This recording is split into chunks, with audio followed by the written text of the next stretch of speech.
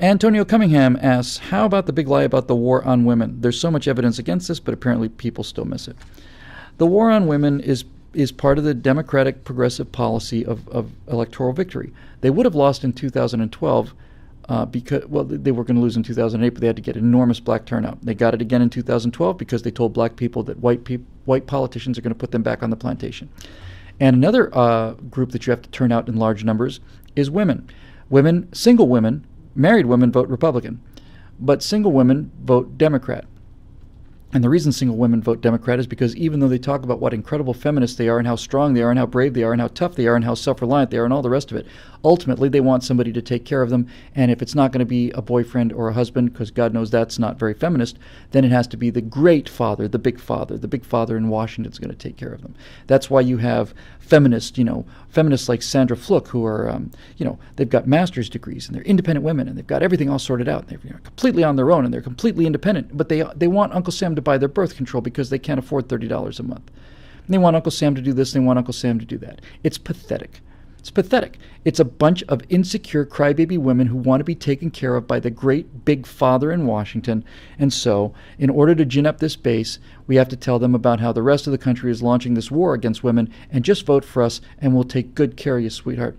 Come on over here and just wrap our arm around you and you'll be just fine. It's pathetic. It's just pathetic and sad.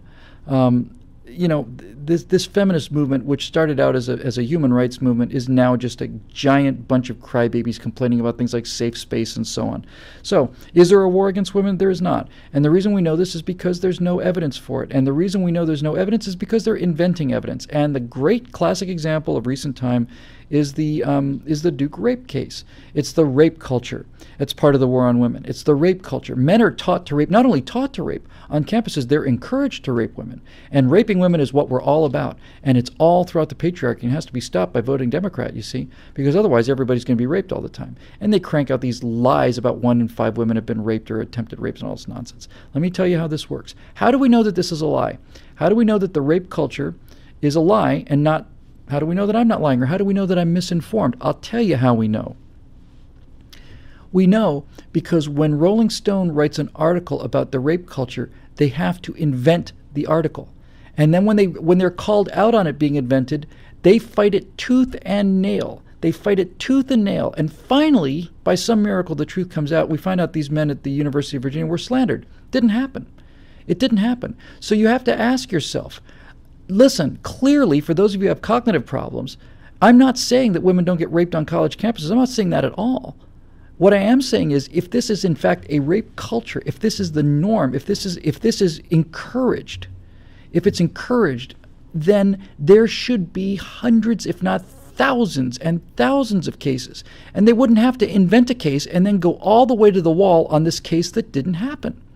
If this is a culture of rape, there should be so many cases that Rolling Stone should be able to do an article on this every single issue for the next 20 years, and every single one of them is a heartbreaking true story. And if that actually existed, I'd be on their side on this, but it doesn't, so I don't. So I'm not. If you have to invent evidence, it's an indication you don't have any evidence. We saw this with the Tea Party. I did this in Empire of Lies on that firewall. They said in the Tea Party in 2009 that the Tea Party was racist because one guy or two people show up with a racist sign that's two people out of, 60,000 rallies and 500,000 people? Two? Really? They knew that the evidence wasn't there. So what progressives did was, progressives went out and they made a call. It wasn't like they did this sincere. Say, hey, you know what? We need people to come and join us. We're progressives. And what we need you to do is join us by making racist signs that we can go to Tea Party people with and hold up. In other words, what's happening is these progressives look out. They're convinced that the Tea Party has got to be racist. And they look for signs of racism in the Tea Party, and they can't find those signs. And so what they do is, well, since we can't find the signs, we have to go invent the signs. You understand? They're inventing the evidence for a belief that they have, when in fact, the fact that they have to invent evidence is an indication that there is no evidence in the first place. And this is what we're dealing with out here. And the only way to defeat this argument is to call it exactly what it is. And if you have to come and show signs of my team being racist, if you can't find enough signs of my team being racist that you have to manufacture racist signs and show up at my rallies to prove what a racist I am, that's not only an indication I'm not a racist, it's an indication that I'm obviously not a racist because you can't even find enough evidence to make the case one time. Same thing with the war on women and all the rape charges. Individuals do get raped on campus, and it's a crime. And this invention of this war of women is a disservice to the women who are actually raped by actual rapists who need to be beaten to death, frankly, and that's a conservative position. Funny, isn't it, that when you ask people about this rape culture, well, the Republicans are in favor of raping everybody. Well, first of all, it's not happening. Secondly, if you ask a Republican or you ask a Democrat what should happen to an actual rapist who actually rapes a woman, the Republican will say that guy needs to be put up against a wall and shot, and the Democrat will say, well, we need to understand what motivated this kind of thing. Obviously he had a very tough childhood, and we need to get to the root causes. And it's terribly sad what happened to you. No, there's a war on women, all right. And it's being waged by people who want to keep women in burqas and throw acid on their face if they're raped by male relatives. And this war on women is being waged by people called Muslims. And it's happening all around the world. And they're treated like property. And there are people who are saying this out loud, and people who are fighting these Muslims. These people are called conservatives.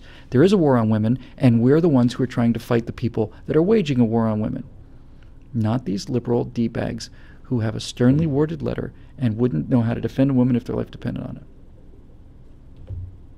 Pretty simple, really.